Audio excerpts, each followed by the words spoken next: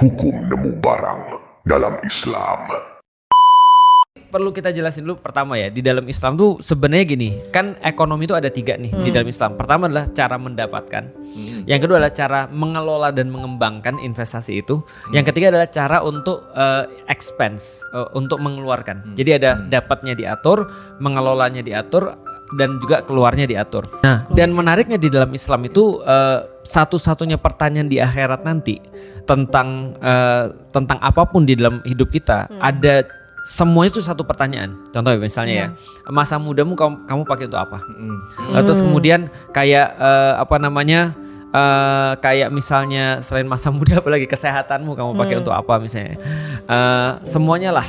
Tapi kalau selalu tentang output dari yang kita punya. Output, tapi khusus harta itu 2 pertanyaan. Dari mana dan kamu pakai untuk apa? Oh, dapatnya dari mana? Itu khusus harta. Jadi yang lain itu kan gampangnya sudah Allah kasih ya. Masa muda kita Allah kasih gitu kan ya. Waktu hidup kita Allah kasih, dan segala kesehatan Allah kasih. Tapi khusus untuk harta itu ternyata Allah kasih, memang izin kita untuk dapat, tapi Allah kasih juga dari mana dan untuk apa. Dan di tengah-tengahnya ada pengelolaannya untuk apa. Jadi di dalam harta tuh semuanya itu diperhitungkan di dalam Islam.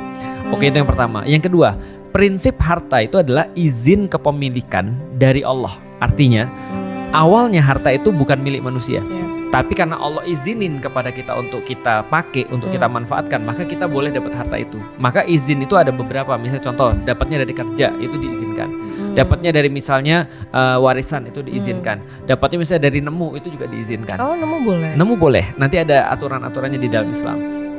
Nah, jadi hanya kalau diizinkan itu boleh. Korupsi misalnya nggak boleh. Bentar, lihat ke muka dia bawah. O-nya tuh berbinar. Bukan berarti nemu langsung bisa kita Bukan, pakai ya. bukan. Ada aturannya lagi. Ada aturannya lagi. Tuh kan langsung luntur kan.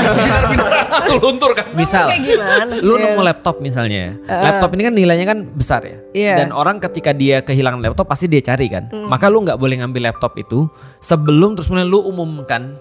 Lu umum siapa yang ketinggalan laptop ini atau kehilangan laptop ini untuk berapa setahun lamanya dan nggak ada yang ngeklaim, baru lu bisa milikin, dan lu kasih harus 20%-nya kalau nggak salah ya, 20%-nya untuk terus kemudian kas negara. Setahun tadi itu aturan Aturan Islam. 1 tahun spesifik. 1 tahun spesifik dan diumumkan luas selama 1 tahun kalau dalam barang-barang yang kalau hilang orang pasti nyari.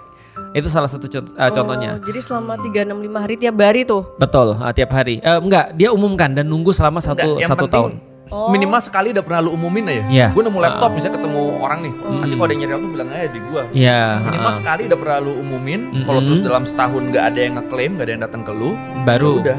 itu milik lu. Dan lu harus keluarin kalau nggak salah 20% itu. Kalau nggak salah ya, nanti aku cek lagi.